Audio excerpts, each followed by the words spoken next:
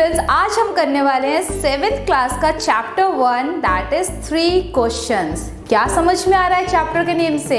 3 questions मतलब कि 3 सवाल।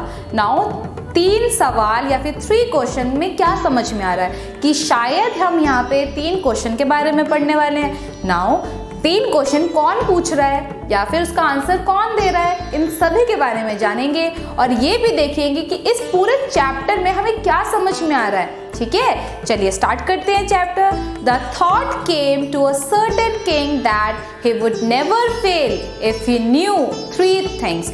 तो ये जो क्वेश्चन है या फिर जो थॉट्स हैं एक राजा के दिमाग में आता है और राजा ये सोचता है कि अगर उसे ये 3 चीज़ों के बारे में जान जाए तो वो कभी भी फेल नहीं होगा, वो हमेशा पास होगा। क्या फेल होने की बात कर रहा है वो, या फिर किससे उन्हें पास होना है, या फिर ये 3 चीज़ें है क्या? राइट, दीज 3 थिंग्स वर, तो ये 3 चीज़ें क्या हैं? What is the right time to begin something, तो क्या सही टाइम होता है किसी भी चीज़ को स्टार्ट करने का। ठीक है, अगर मैं बात करूँ आप लोगों की तो आप लोग भी सोचते हैं ना क्या सही टाइम। आप कहते हैं कि आज संडे, आज नहीं पढ़ेंगे, कल से पढ़ना शुरू करेंगे। ठीक है, आज हमारा हॉलीडे, कल से मंडे से एकदम फुल फ्लेश में पढ़ना शुरू करेंगे। ऐसा करते हैं ना कुछ लोग। तो यहाँ पे भी जो राजा है उनका पहला क्वेश्चन यही है कि राइट टाइम क्या है कुछ भी चीज़ स्टार्ट करने के लिए। बिगिन मतलब होता है कोई भी चीज़ स्टार्ट करने के लिए। नाउ हमारे लिए तो अलग है, लेकिन राजा के लिए क्या चीज़ है वो देखेंगे। सेकंड क्वेश्चन देखिए, which people should he listen to, तो ऐसे कौन से लोग हैं जिनकी बात राजा को माननी चाहिए।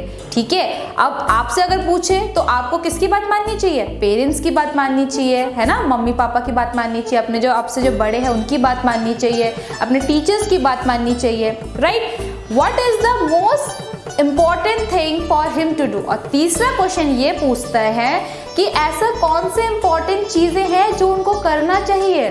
और आपसे अगर मैं पूछूं तो आपसे क्या एक्सपेक्ट की जाती है कि आप अच्छे से पढ़ाई करोगे, है ना, आप अच्छे से पढ़ाई करोगे तो आपके अच्छे मार्क्स आएंगे, और आपके अच्छे मार्क्स आएंगे तो आपके पेरेंट्स खुश होंगे, आपके टीचर्स खुश होंगे और आप नए क्लास में जाओगे, है ना, और बहुत कुछ सीखोगे भी। तो बहुत कुछ सीखने को मिलता है अगर आप अच्छे से पढ़ोगे तो यहाँ पे 3 क्वेश्चन हो गए। ठीक है, जो राजा ने अपने आपसे पूछा और उन्हें ये लगा कि अगर ये 3 क्वेश्चन के बारे में वो जान जाते हैं तो आगे जाके उनके लिए बहुत इजी रहेगा अपनी लाइफ में, वो कभी भी फेल नहीं होंगे।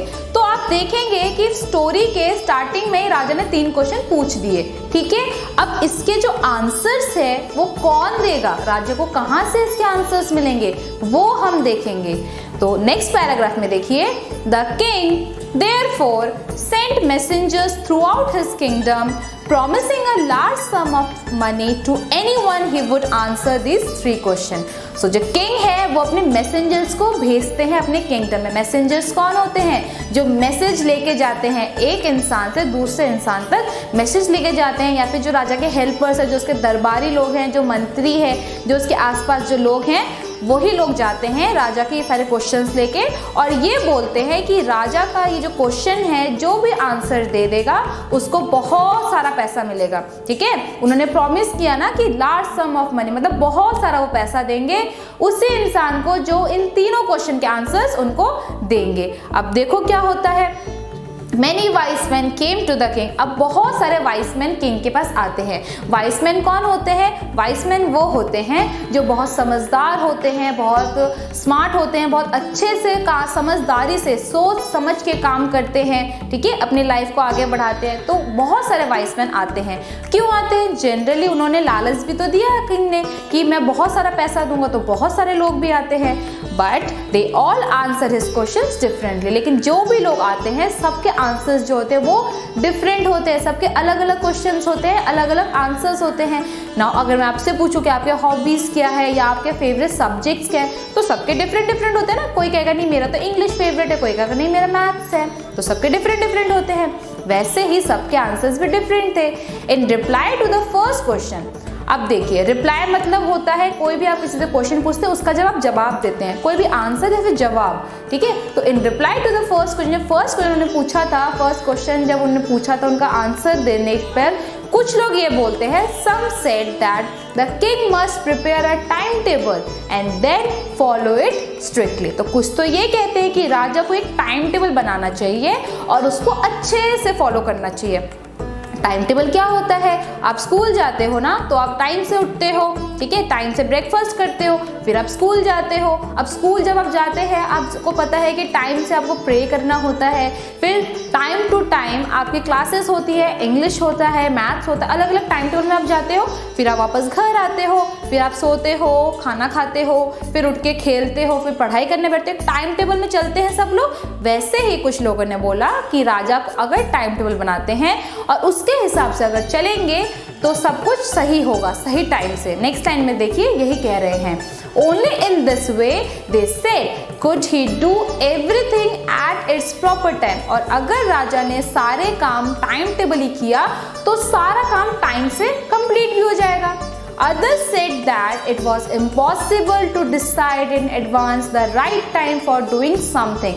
लेकिन कुछ लोग अलग बोलते हैं, कुछ लोग ये बोलते हैं ये तो पॉसिबल ही नहीं है कि आप पहले से डिसाइड कर लो। अब देखो, आपने सुबह डिसाइड किया कि मैं आज अभी नहीं पढ़ूंगा, मैं अभी कार्टून देख लेता हूँ, मैं शाम को ना उस टाइम पे मैं टीवी नहीं देखूंगा, बाहर नहीं खेलूंगा, मैं उस टाइम पे पढ़ाई करूंगा। आपने मम्मी से बोल दिया, ठीक है, मम्मी भी मान गई, मम्मी ने कहा ठीक है अभी तुम टीवी देख लो, शाम को तुम पढ़ना। लेकिन शाम के टाइम जब आपको पढ़ने बैठना था, उस टाइम पे क्या होता है, उस टाइम पे एक इनविटेशन आ जाता है, आपके नेबर में किसी का बर्थडे है, अब आपको जाना है। चलो आप घर तो बैठ के पढ़ोगे नहीं, आप कहोगे नहीं मुझे तो जाना है, मेरे सारे फ्रेंड्स आएंगे, आपको भी जाने का मन करेगा, आप भी चले जाओगे। तो अब जो आपने टाइम टेबल सेट किया था कि आप शाम को पढ़ोगे तो पढ़ाई तो नहीं हुई ना, पढ़ाई छूट गई। तो वैसे ही जो बाकी लोग तो वो ये बोल रहे थे ज़रूरी नहीं है जो आप टाइम टेबल बना के रखें कि आप सारे फॉलो कर पाए, क्योंकि आपको नहीं पता ना आगे क्या आने वाला है, शायद आपके घर में कोई गेस्ट आ जाए या फिर आपको कहीं जाना पड़ सके, तो पहले से आप किसी भी चीज़ को डिसाइड नहीं कर सकते, ठीक है।